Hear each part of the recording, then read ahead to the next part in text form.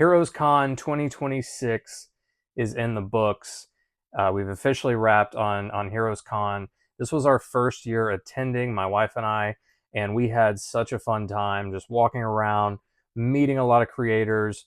We got to attend the Absolute panel, which was really cool. Got to meet Scott Snyder, and it was just a really fun time.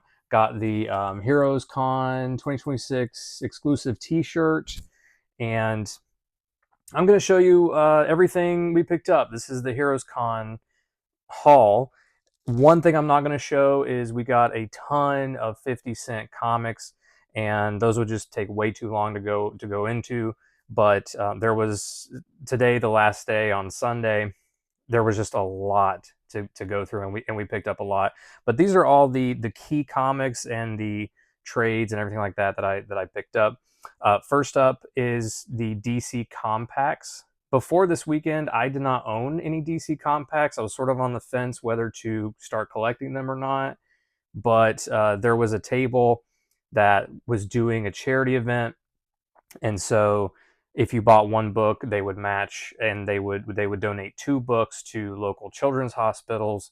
So couldn't resist, had to get some compacts. So let's go through them. I'm not going to talk too much about each one because there's a lot of them here.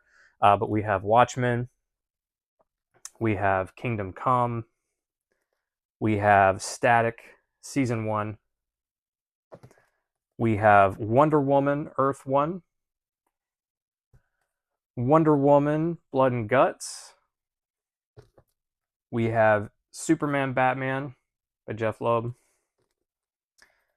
we have Batman Dark Knight Returns, we have Nightwing leaping into the light, Deceased, Harley Quinn Wild at Heart, Harley Quinn and the Gotham City Sirens, Gotham Central, and lastly, All-Star Superman. So these are all the ones that we picked up this weekend at HeroesCon. Again, shout out to that table. They were doing an awesome thing for charity, so had to pick up some of these.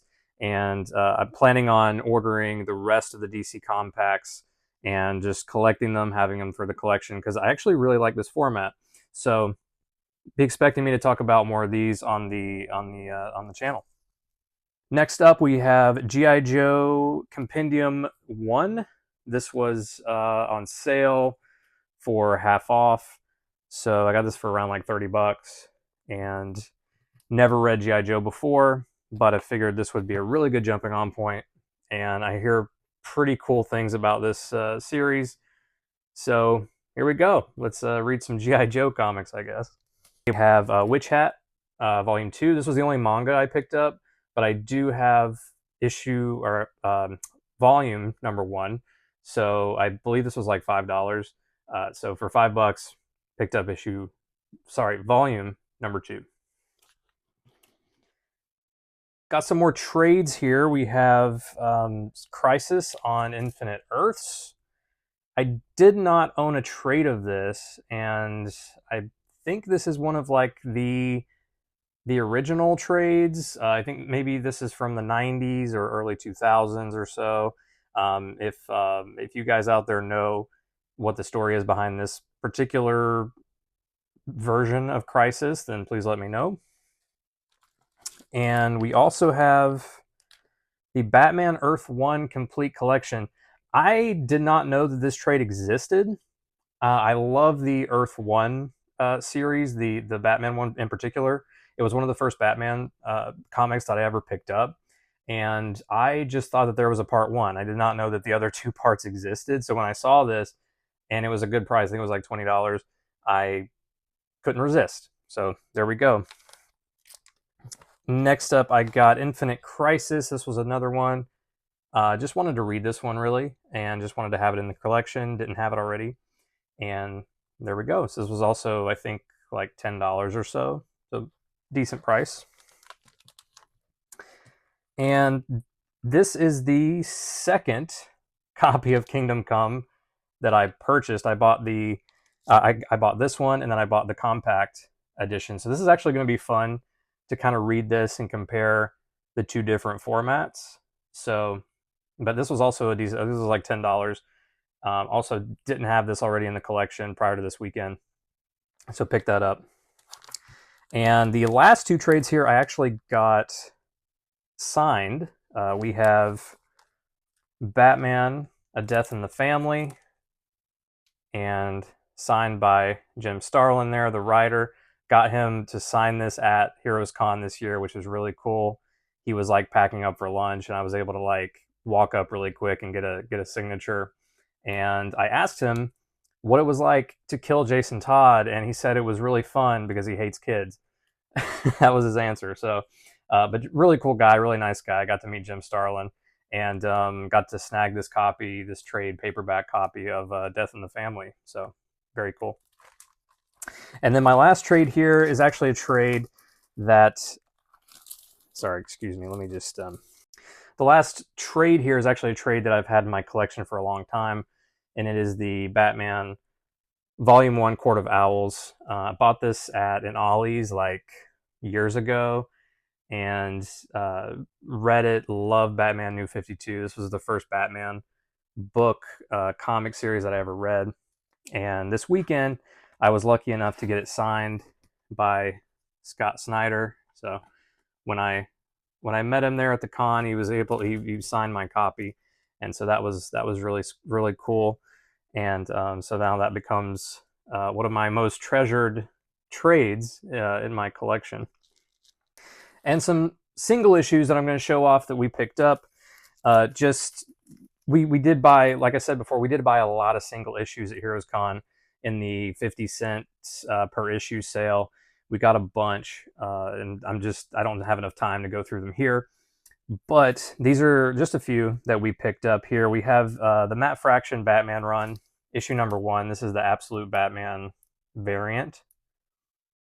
So sorry about the glare there, but yeah, the Matt Fraction current Batman run, Absolute variant.